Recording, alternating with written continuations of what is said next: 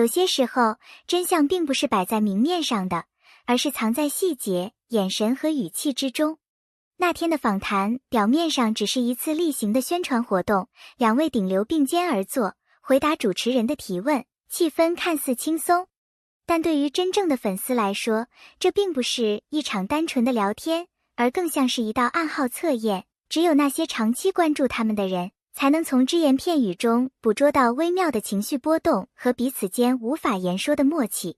主持人问了一个看似平淡的问题：如果未来有机会再次合作，你们希望是什么题材？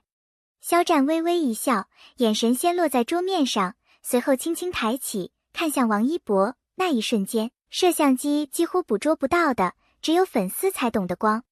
王一博没有立刻回答，而是用半秒的沉默代替思考，然后轻轻说出要有挑战性的角色。这句话的表面意思很安全，但熟悉他们的人知道，这正呼应了几年前他们对某部作品的私下感慨。这种暗号式的互动不是偶然，而是习惯。他们之间的每一次访谈都像是在舞台上给观众看一出显性戏剧，同时在台下悄悄演绎另一出只有彼此与少数人能懂的隐性剧情。很多人说王一博的笑是难得的，而肖战的笑是温暖的。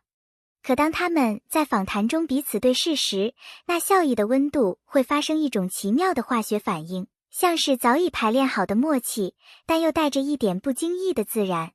那天，主持人突然调侃说：“你们在镜头外是不是关系特别好？看着比同事还亲近。”肖战笑着摇头说：“工作伙伴嘛，互相照顾是应该的。”然而话音未落，王一博的嘴角就轻轻勾了一下，不是夸张的大笑，而是那种懂得内情的人才会露出的短暂表情，像是被触碰到某段共同回忆。粉丝们在回放视频时，发现肖战的手指轻轻敲了敲桌面，这是他习惯性的提示信号，而王一博立刻调整了坐姿，身体微微倾向肖战的方向。这些细节在普通观众眼里可能只是无关紧要的肢体动作，但对老粉来说，这简直是明晃晃的互动宣言。当主持人抛出问题，如果要形容对方的一句话，会是什么？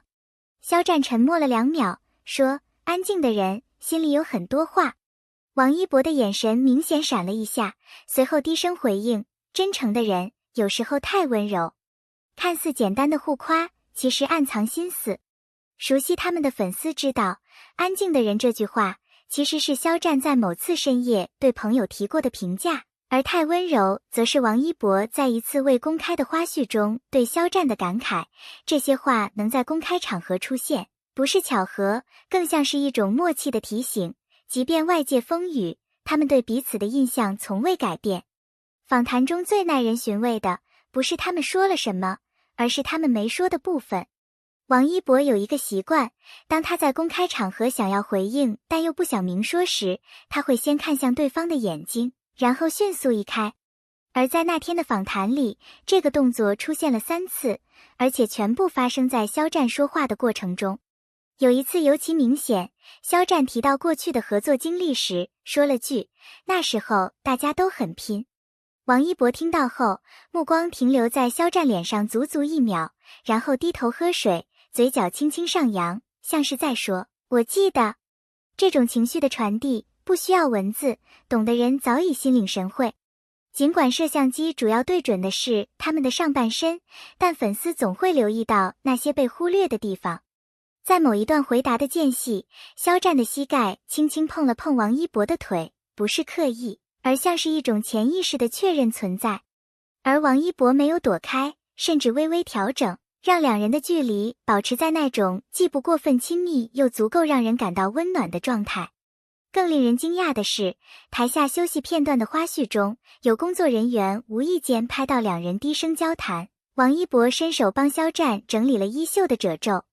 这个动作在外人看来微不足道，但对粉丝而言，这是关心的具象化，是多年相处才养成的自然反应。有些默契是长时间磨合出来的，有些则像天生注定。在这次访谈里，主持人做了一个快问快答的环节，问题节奏很快，要求嘉宾立刻作答。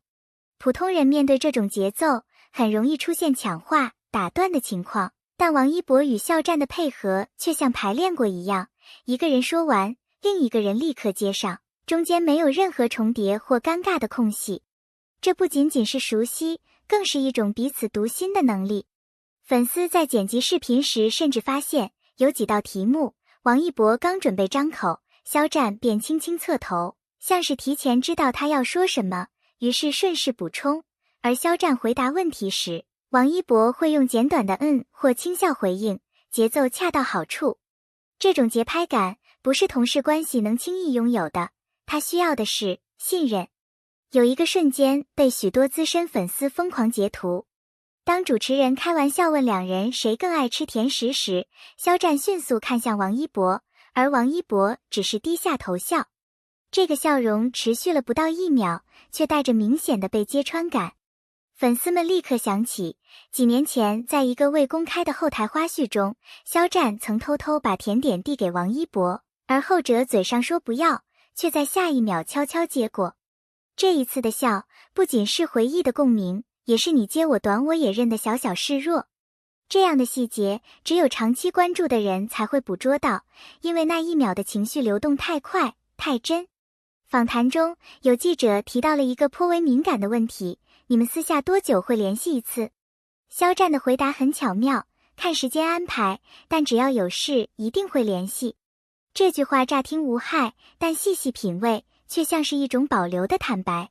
而王一博的反应更耐人寻味，他没有正面回答，而是看着桌上的水杯，轻轻旋转着，似乎在掩饰某种不便直言的情绪。粉丝解读，这种绕行式的回应，其实是在用模糊保护真实频率的高频联系。毕竟，在公众面前，他们总需要一层保护膜，不让外界轻易窥探到彼此的生活轨迹。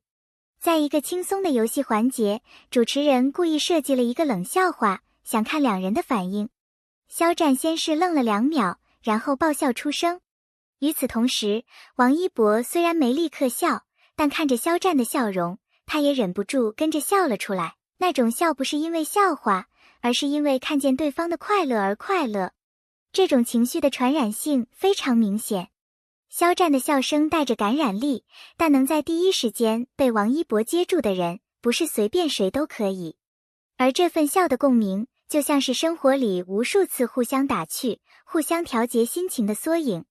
真正让粉丝感动的，不是那些明显的互动，而是那种触不可及却始终存在的安全感。在这次访谈的最后一段，主持人让两人分别对对方说一句鼓励的话。肖战看着王一博说，无论你去哪里，我都相信你会做得很好。王一博低声回，你也一样。这2个看似简单的句子，其实像是一种不需要解释的承诺，没有多余的修饰，没有夸张的表情，但从眼神到语调都透露出一种彼此坚定的信任。这正是粉丝最珍惜的部分，在风雨和流言之外，他们始终站在彼此的安全区里。有工作人员在社交平台匿名爆料，这次访谈的后台气氛非常轻松，两人在等待化妆的时候，几乎一直在小声聊天。甚至有一次灯光师来调整设备时，发现他们在看同一个手机屏幕，不知道在看什么视频，还时不时对视笑一下。这种私下的互动，比镜头里的更自然、更随意。而这恰恰印证了粉丝一直以来的感受，台上是搭档，台下是朋友，甚至是那种可以放心把背后交给对方的人。熟悉王一博的人知道，他在公开场合很少会用保护这个词来形容关系，因为那意味着某种深层的情感投入。但在这次访谈中，当主持人问到你觉得自己对对方的意义是什么时，王一博犹豫了一下，说可能是一种保护吧。这句话一出，现场瞬间安静了2秒，连主持人都愣了一下。肖战低下头，笑了笑，没有多说什么，但粉丝注意到他的眼睛里闪了一下光，那是一种被理解、被守护的安全感。